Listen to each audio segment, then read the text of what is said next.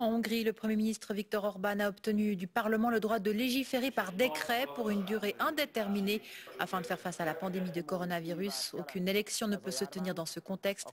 L'opposition juge ce dispositif disproportionné. Certains parlementaires dénoncent un coup d'État.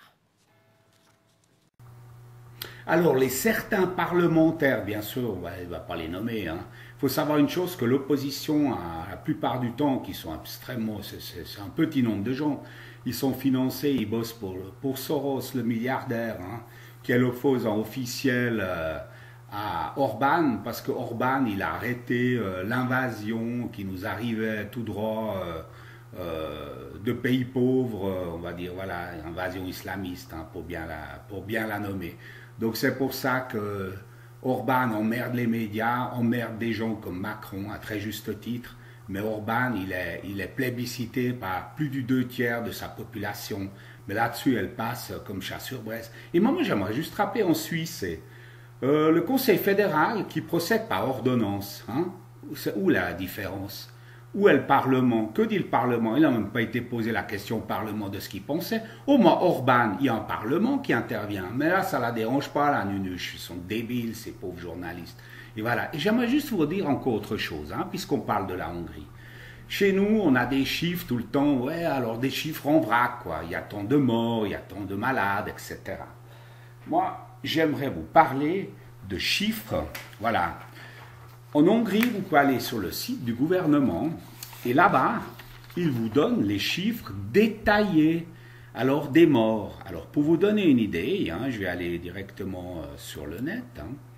Alors, aujourd'hui, donc, nous sommes le 2 avril, aujourd'hui, il y a eu 21 morts en tout et pour tout. Et alors, il y a le détail, avec l'âge des gens qui ont... franchement, ils sont plus près de 85 que plus près de 20. Alors, dans ces gens-là, il y a en tout et pour tout, il y a 2 personnes qui sont vraiment, on peut dire, jeunes, entre guillemets. Il y a un homme de 38 ans qui était un alcoolique dont le foie était malade. Et puis, il y a une femme de 41 ans qui souffrait de pression, de trop de pression. Voilà. En dehors de ça, tous les gens sont...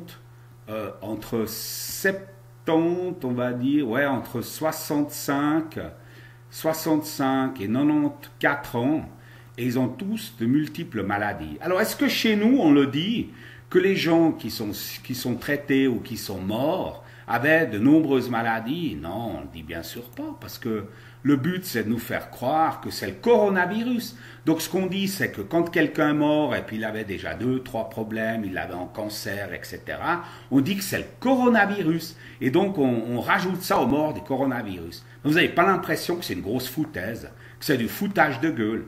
Et puis, c'est que finalement, c'est grâce à ça qu'on nous a enfermés, qu'on nous garde sous surveillance dans nos appartements, dans nos maisons, Donc, il y a bien d'autres méthodes et là, de toute façon, c'est l'utilisation, l'instrumentalisation d'une maladie plus ou moins fictive, parce que ces gens-là ne meurent pas du coronavirus, quoi qu'on en dise.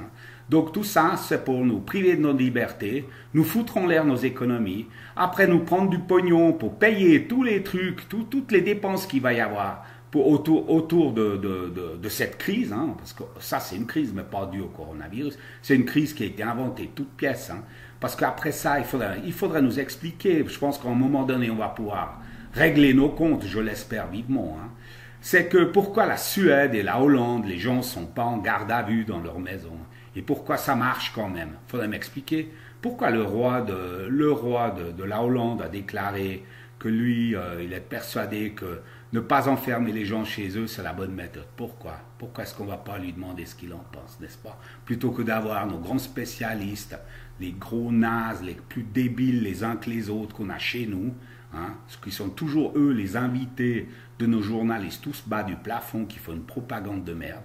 Voilà, ce serait intéressant de pouvoir poser des questions.